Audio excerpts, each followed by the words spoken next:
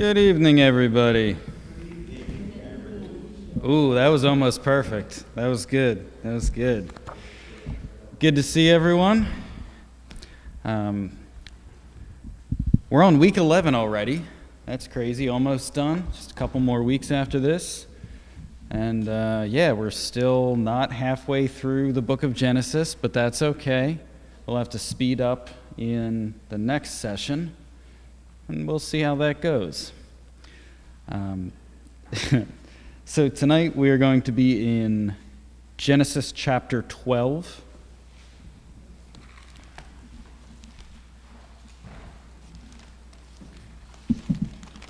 Now, if you were at church on Sunday, you heard an excellent sermon about Abraham.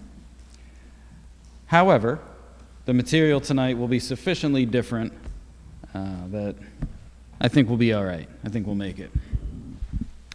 All right, why don't we open up in prayer and get started. Lord, we thank you for this day. We thank you for everyone who's able to make it out. I just pray you be with us during this time as we study your word. I pray you would show us the truth that you have for us in it, that would have an effect on our hearts, our spirit, our mind, that we would learn to follow you better. In your name, Jesus, I pray. Amen. All right, so as usual, we have a lot to get through. So we won't start off with any big discussion questions, but we'll get to the text and I'll get your thoughts. What I do want to say is, I said it a little bit last week, but especially as we're starting the story of Abram, who will be Abraham, just quick recap, because thematically it's important, and we said this a little bit, that after creation, after God made his good world, you have three rebellions that end up getting talked about in this era of primeval history. So you have the Garden of Eden, which represents all of humanity, as it's the only two humans. You have the rebellion with Genesis 6, the sons of God, daughters of men, and you have the rebellion at Babel. So we're waiting for the one who will crush the head of the serpent. That's the big thing we've been waiting for since Genesis 3. And so far it's just been a series of three distinct failures. And as God scatters the nations at Babel, you're kind of left wondering, the floods happened, that humanity's already sort of been like reset in a sense.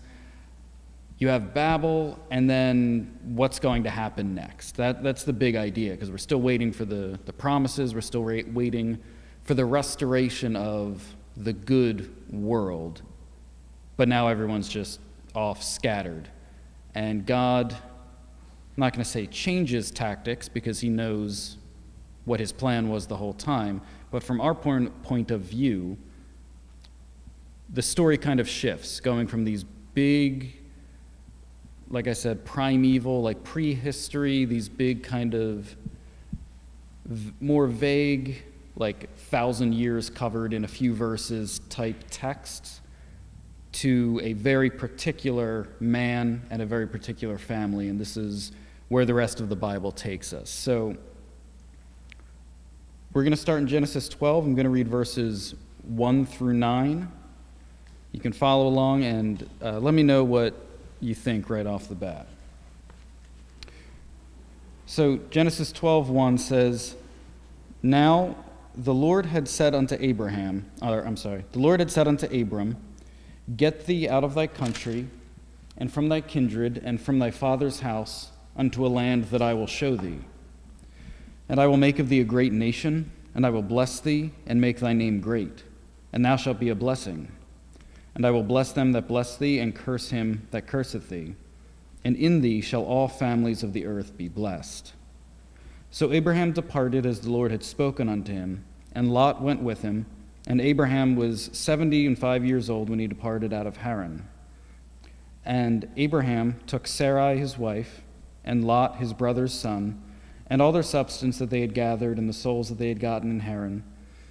And they went forth to go into the land of Canaan, into the land of Canaan they came. And Abraham passed through the land unto the place of Sichem, unto the plain of Moreh. And the Canaanite was then in the land. The Lord appeared unto Abram, and said, Unto thy seed will I give this land. And there builded he an altar unto the Lord, who appeared unto him. And he removed thence unto a mountain on the east of Bethel, and pitched his tent, having Bethel on the west and Hai on the east. And there he builded an altar unto the Lord, and called upon the name of the Lord. And Abram journeyed, going on still toward the south. Some of that's probably familiar to you. Some of it is probably less familiar as we kept reading. What jumps out at you there? What do you find interesting? What questions do you have? Yeah, that's a really good point. We haven't heard God speak directly to a human since Noah. That's true. Yeah, Lot definitely seems to be part of Abram's family at this point. We'll discuss that a little bit more in detail as we keep going.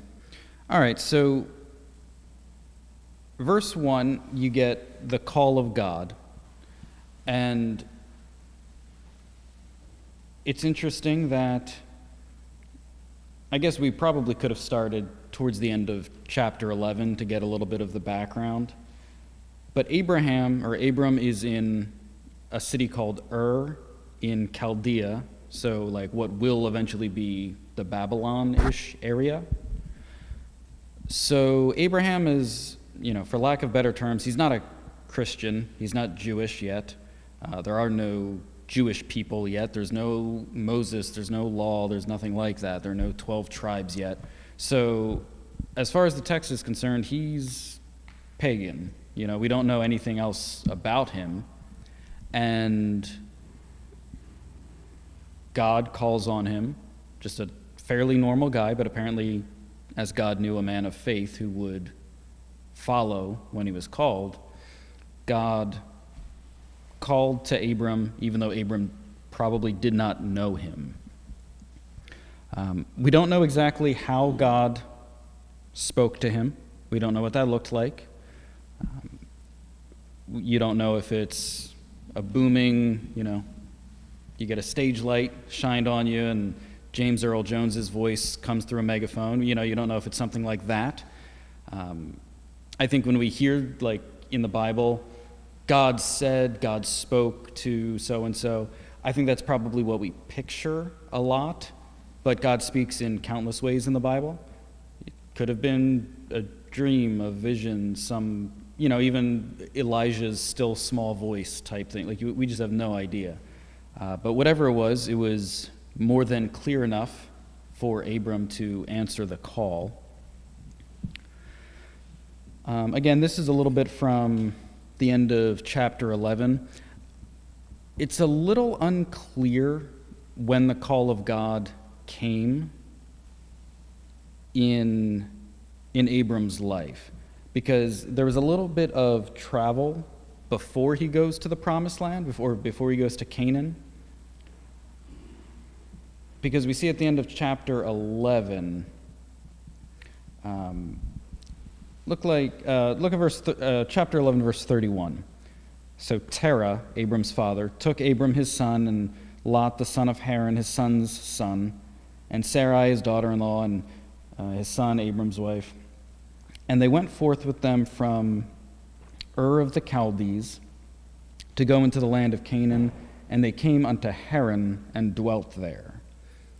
And then eventually Terah dies, and you get chapter 12.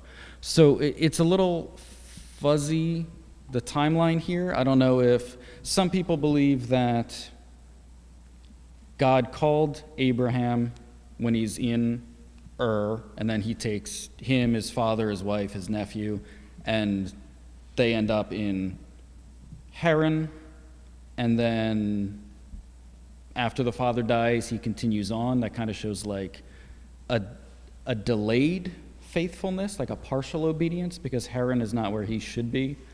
But it's also a little unclear if, by the time we get to chapter 12, is that backing up? Is that recapping? Or are we just supposed to understand at some point they moved from to Canaan, to Haran, and then God calls him and then he fully goes. It's a little fuzzy. People have differing opinions on it. Also, I'm sure you noticed in verse 1, it's unclear where he's being sent to. The Lord said unto Abram, "Get thee out of thy country, unto a land that I will show thee." So when he answers the call, he does not know where he's going, which is important. That makes his faith, it would be big enough if God was like, okay, you live in and I'm going to send you to this city in Canaan, and you're just going to go do that. If he answered that call, that's faith enough. That seems pretty good, but he didn't have a destination when he started, so that's very interesting. So I want to look at the promise given to Abraham. So if you have your workbook with you, you can turn to page 48. All right, it should be close to the top. We've got a few paragraphs here. It's just going to walk us through the promises that were made. It says, God made several promises to Abram. The first promise was to make Abram into a great nation. Given the barren condition of Abram's, I assume that's supposed to say Abram's wife, and Abram's old age of 75, this is a truly remarkable promise. It indicates both that God would make Abram into a great nation numerically and a nation of great significance. The Bible later reveals this nation is the nation of Israel. The second promise was to bless Abram. The word bless appears 5 times in Genesis 1 through 11. In contrast, the word bless appears 5 times in Genesis 12, 1 through 3. God's blessing of Abram and his family is a major component of God's unique dealing with his family. God promising to bless Abram is a commitment to prosperity, family growth, success, and physical protection. Some of these aspects are made clearer in the promises that followed. The third promise was to make Abram's name great. This did not mean Abram would simply be famous, although that did happen. This promise meant Abram's name would be highly regarded. He would be a man with good character. God's purpose for this promise was for Abram to be a blessing to others. He became a blessing because of what God did through him. This promise is less about how great Abram became and more about God's greatness seen through Abram. The fourth promise had a positive and negative side. God promised to bless those who bless Abram and curse the one who curses or dishonors Abram. Abram's unique status of being graciously chosen by God made Abram a special conduit for God's activity in the world. Treating Abram well was analogous to treating God well, and people therefore received God's blessing. Conversely, mistreatment of Abram reflected a mistreatment of God, resulting in appropriate consequences. That was a lot, but that's faster than I would have said it. Okay, so concerning the promise, I just want to read Genesis 12, 2 and 3, and if I can get a volunteer to look up just chapter 11, verse 4, for when we're done reading this. I want you to just, whoever gets that, and everyone else listening, we're going to note some differences. So, about the promise to Abram, I will make of thee a great nation, and I will bless thee, and make thy name great, and thou shalt be a blessing. I will bless them that bless thee, and curse him that curseth thee. And in thee shall all families of the earth be blessed. Now, who has that chapter 11? So we should remember that from last week, the Tower of Babel. That's what the people building the tower said. And it's interesting that these come back to back, as we had this final kind of judgment on humanity at the Tower of Babel. Now God is choosing to work through one man, one family, Abram. When you consider the things that are said, so Babel, they wanted to build this city and a tower. Abram is promised to be made a nation, a great nation. They want the builders of Babel wanted to make a great name for themselves, and Abram is promised a great name from God. In Babel, their whole thing was, we need to do this lest we be scattered. And then with Abram, you could go a few ways with it. Later, he will be told that his descendants will be, as numerous as the stars, like sand on the seashore. Or, especially in this verse, the blessing of Abraham is supposed to be for the entire world. So they're kind of trying to, we don't want to go out, we don't want to be scattered. And Abraham's blessing is just this wide-reaching thing. So you could take a few different approaches with that. But especially, you get that great name phrase, chapter by chapter, people seeking it on their own in Babel, and then the promise to Abraham. So I'm sure many of you know the blessing that will be to, the families of the whole earth, or in another place, a blessing to all nations, that will end up being the Messiah, who is the long-awaited snake crusher that we've been hearing about or thinking about since Genesis 3. Okay. Verse 4. So Abram departed as the Lord had spoken unto him, and Lot went with him. And Abraham was 75 years old when he departed out of Haran. Of course, as we said, we should see radical obedience in what he's doing here, radical faithfulness. Some people point to what's going on, and they say, God told him, get out of your country, leave your family, and go to a land I'll tell you. And they say, oh, but he took his wife and his nephew. What is that? That seems like he's sort of doing it, but he's taking taking family with him. And I think what you said at the beginning is absolutely right. I don't think the fact that he took Lot should raise any red flags, because we're told at the end of chapter 11, Lot's father, Lot is his nephew. Lot's father is Abraham's brother. His brother died before the father did, before Terah, yeah. Before Terah did. So Lot's father died some younger age than he should have, I guess we can say. And it would appear, especially based on going forward, whether the grandfather took care of him, I don't know. At the very least, we can say Abraham is raising him kind of like a son. It'd be like if he left his kid behind. So he's probably not super young, Lot. I don't think he's very young, but he's a young man he's a man in the family. And then, so verse 7, the Lord appeared unto Abram and said, unto thy seed will I give this land. And there builded he an altar unto the Lord, who appeared unto him. So this is the start of the promised land motif. At the beginning of the chapter, he's just supposed to go to this random land that God is going to show him. For what purpose, he does not know. And as he gets where he's going, God tells him, okay, all this I'm going to give to you and your descendants.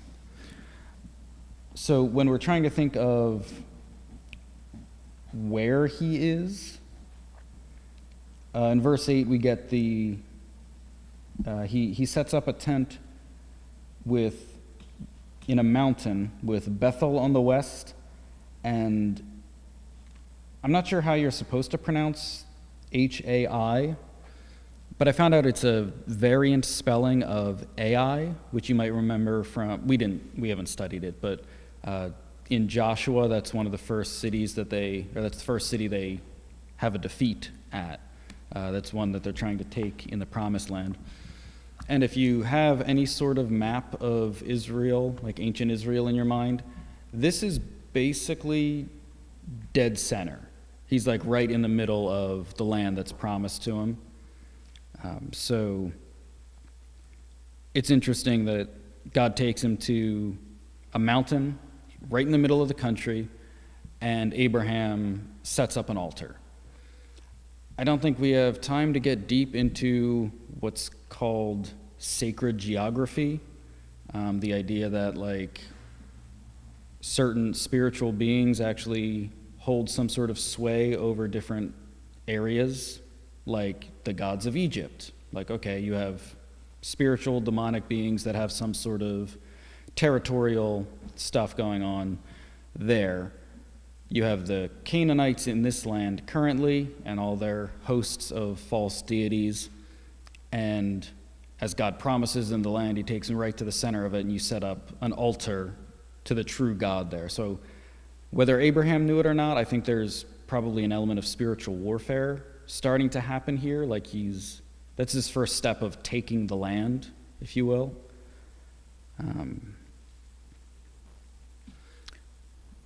Okay, so I've been talking for a while. We're going to move on to the next section, but before I do, any questions, unless it's a super in-depth question about spiritual geography, because I'm not prepared to get into that tonight. Anything else you have a question or thought on with what we just read? Yeah. Well, and you know, not to get too deep into current events, but for those Christians who still believe that the descendants of Israel have an inherent right to the land, this is where it starts. You know, these are the basics of it, and it'll just keep increasing in its specificity of who's supposed to have the land, how long they're supposed to have the land, which, spoiler, it states forever, you know. So just from the Christian perspective, that's our starting point. And then you can go ahead and disagree with the nation on any number of things. You know, just because Christians believe, like, oh, that God promised these people this land, doesn't mean anything else about what you think about what any of them are doing at any particular time. Doesn't matter. Doesn't mean you have to support everything the particular nation does, even with the command of, I will bless those who bless you, curse those who curse you.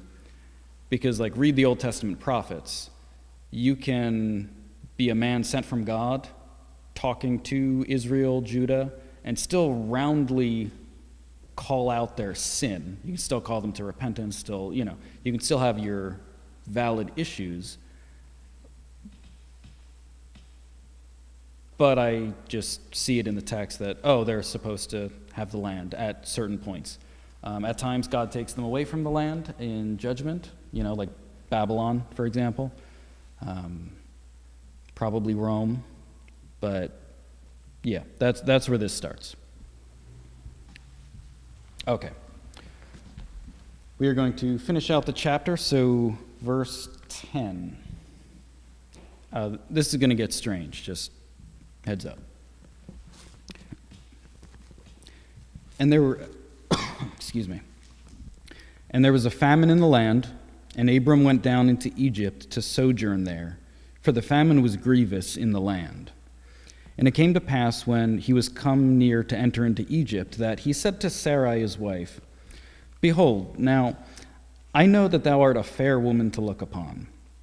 Therefore it shall come to pass, when the Egyptians shall see thee, that they shall say, This is his wife, and they will kill me, but save thee alive. Say, I pray thee, Thou art my sister, that it may be well with me for thy sake, and that it may be well with me for thy sake, and my soul shall live because of thee. And it came to pass that when Abram was come into Egypt, the Egyptians beheld the woman, that she was very fair. The princes also of Pharaoh saw her, and commended her before Pharaoh, and the woman was taken into Pharaoh's house. And he entreated Abram well for her sake, and he had sheep and oxen and he-asses and men-servants and maidservants and she-asses and camels.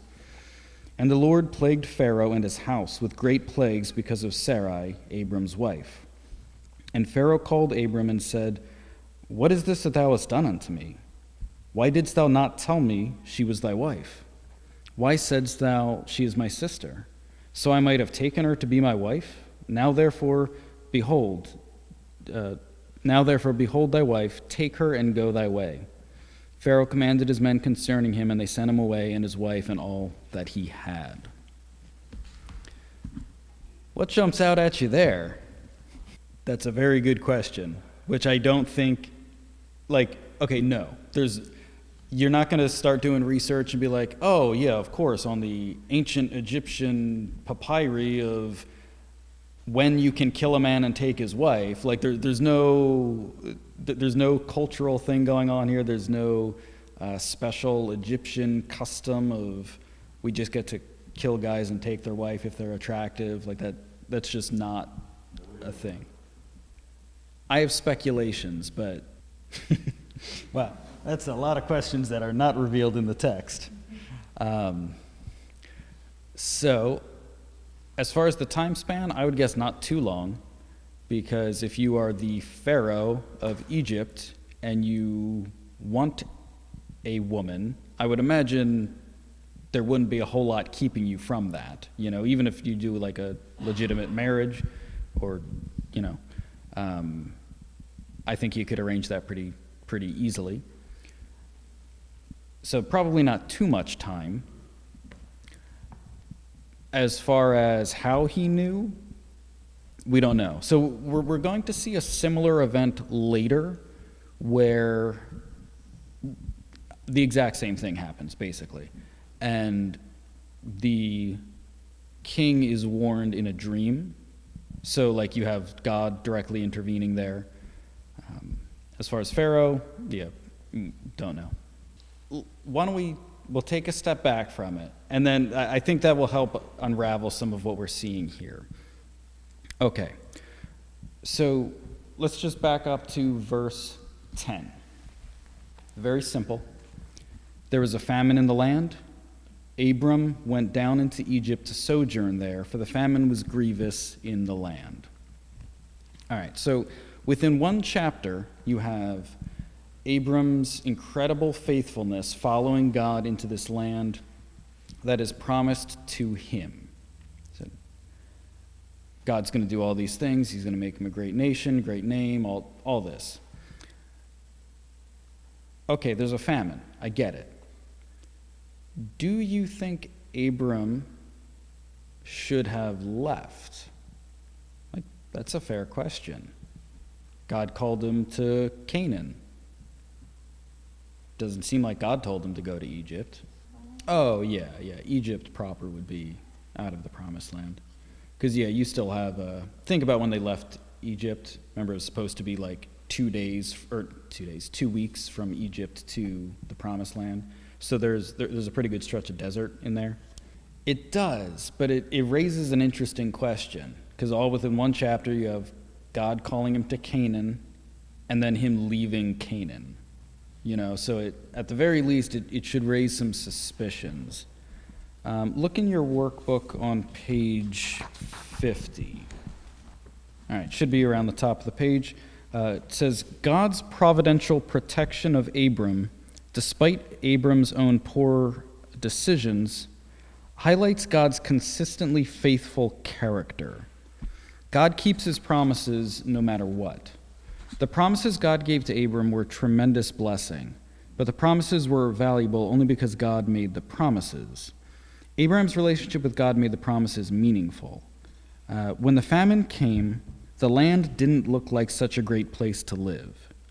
But knowing the Lord was near, that he had graciously made Abram unconditional promises, and that he was in control of his creation, should have given Abram contentment and peace. Instead, he left the land for the abundance of Egypt. Apparently, he did so of his own volition. Now, the book states this very categorically, this was an absolute failure. I tend to agree, but if you don't see it that way, I'm not picking up stones, it's okay. So I think that should be our starting point, that we should be highly suspicious of Abraham's initial move, okay? It's also worth noting, as we said, Sarai is not a spring chicken when they're leaving. Now, she is 65. So it's worth noting she lives to be 124. We don't know exactly how they ate. You guys did the same thing. So Yeah, we don't know exactly how that aging process worked with the older ages, but if you just assume it's in the same ratio, she's like early 40s.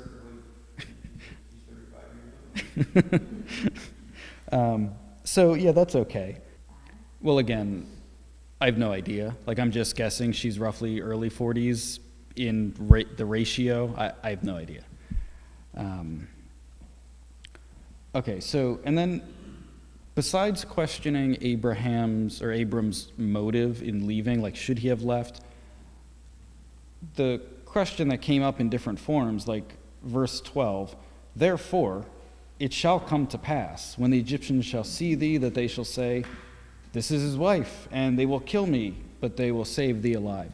Like, do you consider this a valid concern? Like, is this the obvious, like, it's not like, you know what, I see a silhouette of a man down that dark alley. If I go down this alley at night by myself, maybe I'll get mugged. You go like, okay, I see the dots you're connecting. Maybe you shouldn't be going down dark alleys at 3 in the morning. This is why I don't go down dark alleys at 3 in the morning. Does this seem in the same vein to you? Does this seem like the obvious concern? Well, Pharaoh didn't even see her. His attendants were so taken with her, told Pharaoh how attractive she was, and it all went from there. But yeah, so, and this is why I tend to think maybe he shouldn't have been leaving the land God told him to go to, because he leaves the land, the place where he trusted God to go, and then he immediately stops trusting God, So, like, this doesn't seem like a good or reasonable thing that's happening. So in verse 16, you have Pharaoh basically giving gifts to Abraham based on Abraham's lie. So that's problematic for many reasons. And in verse 17, we have the first plagues in Egypt. Apparently much less of a big deal than the plagues we will get later in Exodus. Okay, so what is the point of this story? You have no idea how right you are. We're going to look at that. That is dead on. Okay, so what was it? A+. So, like, the point of the story. Okay, so Abraham is chosen by God. He is supposed to be a blessing to the nations. That's his ultimate purpose for being blessed. And he's supposed to, have this great name. He's going to be like high, not only well-known, but good character, like a noble, good name, because he's a good man. So that's what's supposed to be happening with Abraham, just based on the promises of early in the chapter. Now, hitting on what Ron was saying, it's even more explicit. So, you remember back when we studied the tree of knowledge, I told you this would come up again. Eve saw the tree, saw that it was good for food, and then she took it. And those words repeat throughout the Bible, like in close clusters. So verse 14. And it came to pass that when Abram was come unto Egypt, the Egyptians beheld, so saw the woman, that she was very fair. The princes also of Pharaoh saw her and commended her before before Pharaoh, and the woman was taken into Pharaoh's house. So it's seen that she's good, and then she's taken. So this is the story repeating itself. Right here, Sarai is the fruit, okay? So who's the one who lies about it? Who lies about who Sarai is? Abram. Abram's setting up the deception here to really end up giving problems to an innocent man, basically. So it's the story of the tree of knowledge flipped on its head, where Abram is supposed to be a blessing, but he's actually being the serpent in this story. And a foreign king is ignorantly taking of forbidden fruit, something that he shouldn't have, but he's been deceived. As pure as all that is, she's part of it too. Oh, sure. But she's not, it seems like she's victim later. No, because I don't think she's, like, movie terms, she's the MacGuffin. Like, she's the plot piece that's moving it forward, but she's not your main character. Frodo's your main character, he needs to destroy the ring. Abram is your main character. He's the one we're focused on because he's the man of promise, and we're watching his failure, even though, yes, she does have failure. But in this case, she's the piece of fruit. Abram is the snake. So Abram is supposed to be a blessing to all nations. And when he decides to act like the serpent, when he decides to not trust God, then he becomes a curse to the nations. Like, Pharaoh did nothing wrong, really. And then you go like, okay, so what's with the plagues, you know? You could take a few explanations, but I think,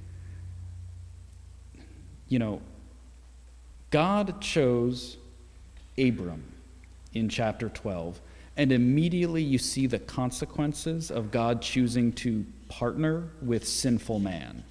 Like, God is going to be faithful and keep his promises, even when the person he chose does something terrible.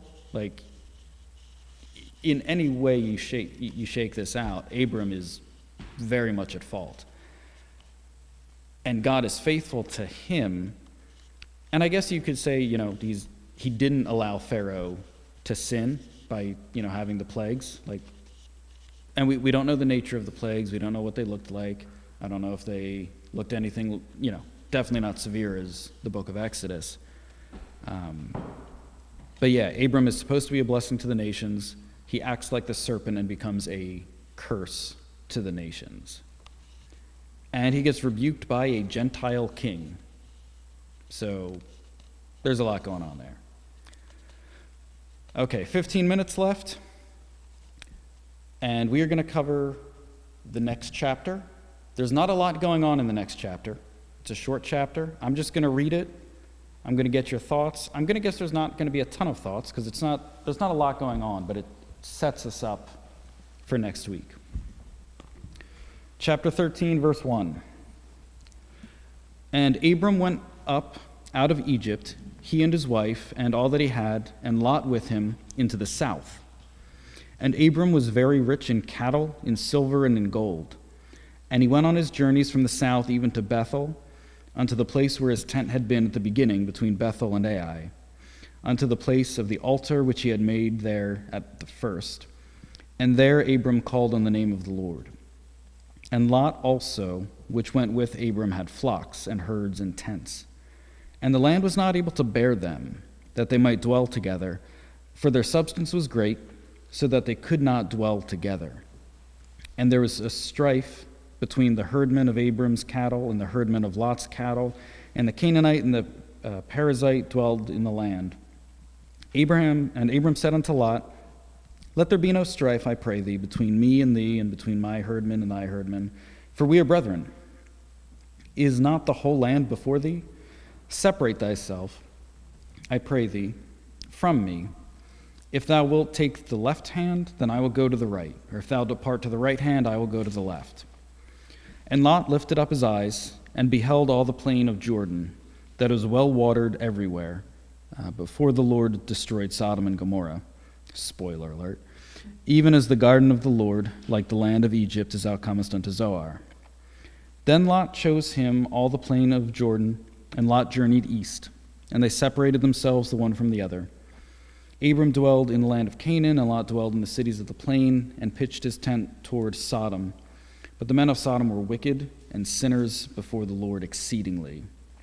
The Lord said unto Abram, after that Lot was separated from him, lift up now thine eyes, and look from the place where thou art northward and southward, eastward and westward. For all the land which thou seest, to thee will I give it, and to thy seed forever. And I will make thy seed as the dust of the earth, so that if a man can number the dust of the earth, then thy seed also be numbered. Arise, walk through the land in the length of it and the breadth of it, for I will give it unto thee. And Abram removed his tent, and came and dwelt in the plain of Mamre, which is in Hebron, and built there an altar unto the Lord.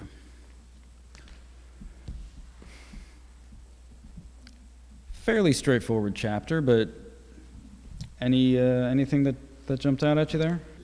Well, it is far beyond the scope of tonight's lesson. However, yes, if anyone missed Pastor's sermon on Sunday, listen to that. The idea that, yes, God does still speak, God does still work and move. Anyway, no, it's important to consider, though. But you were right on these divisions, because you could think of a holy separation, like in a good way, where you're being called here and you need to leave certain things or people behind for the sake of the mission of God.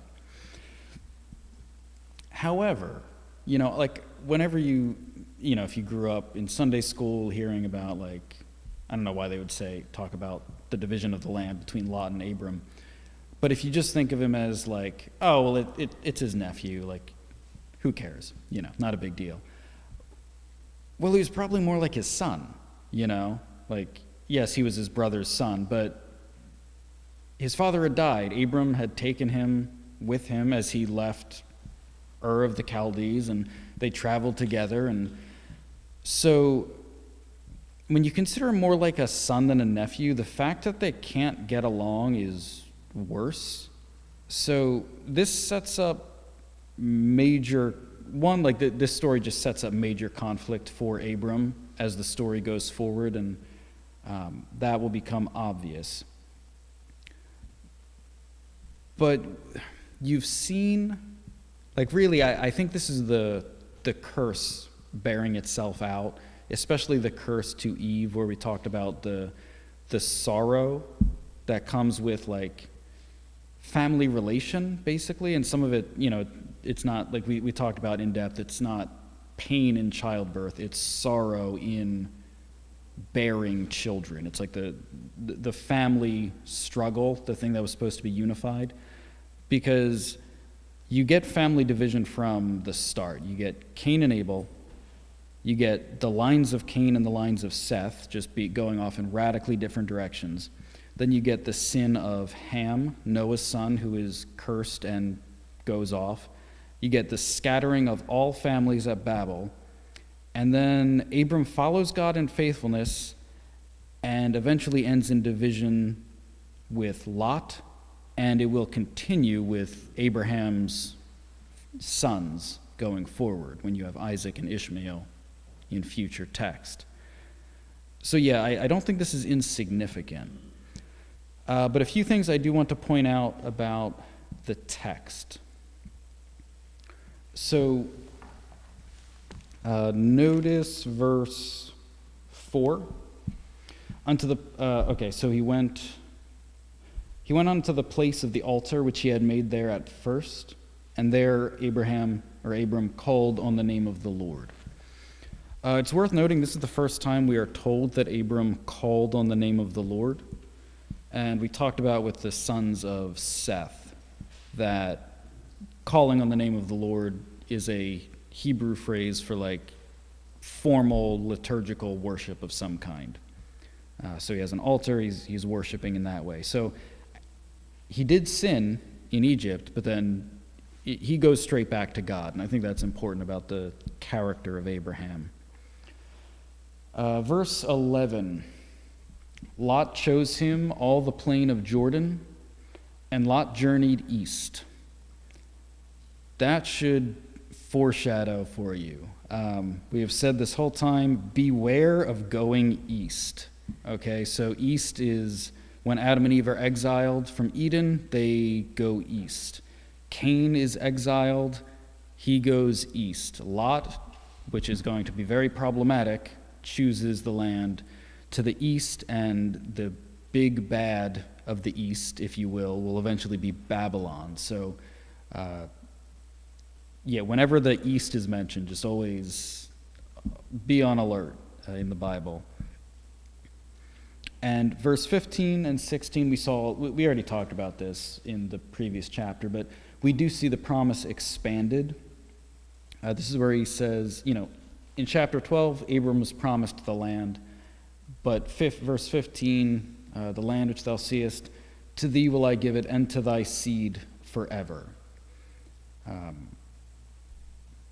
won't get into more than that, and then he's promised to be like a numerically great nation right there. So, again, that's why many Christians, not all, some have different views on it, but this is why a lot of Christians in our church would teach that ethnic Israel has a right to the land that they are from. And just for reference, in verse 18, Abraham settles in Hebron, and it's further south from the center where he had been, and it's along the coast of the Dead Sea, just to kind of give you some reference there.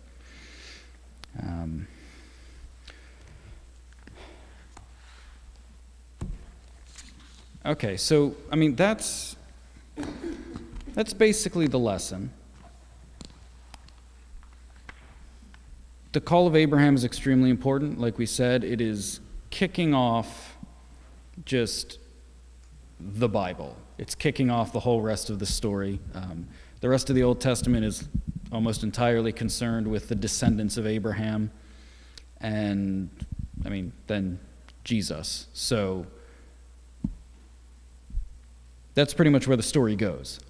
So this is very important, and we're going to see in the life of Abraham a series of successes and failures, and honestly, mostly failures. It's just what's represented in the Bible, and that's okay, and we'll see how God is still using him despite that, and God is faithful to his own promises going forward.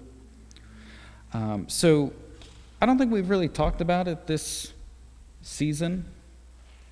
If you are looking to meditate on what we have studied, we haven't done any of the making it personal stuff, and as I've always said, it is far too personal to discuss publicly.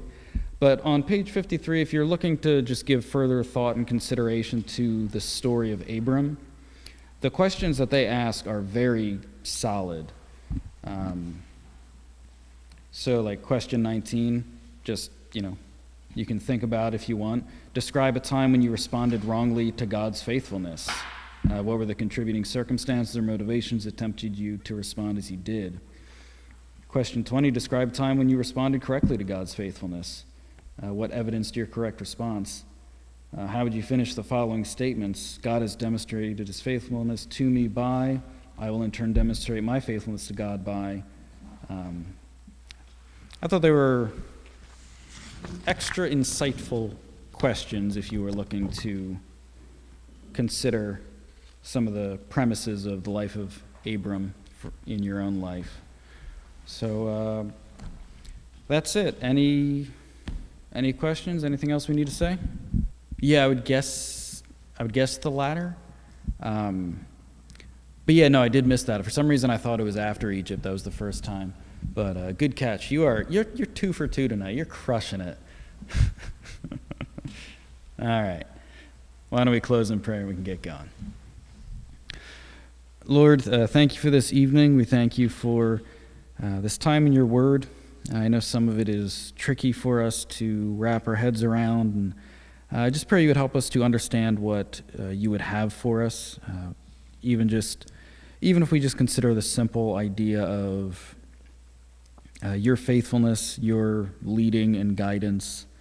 I just pray you would help us to consider the story, to consider your word, and that you would guide us in it however you will. So we thank you. We pray you bring us back safely next week. In your name, Jesus, I pray. Amen.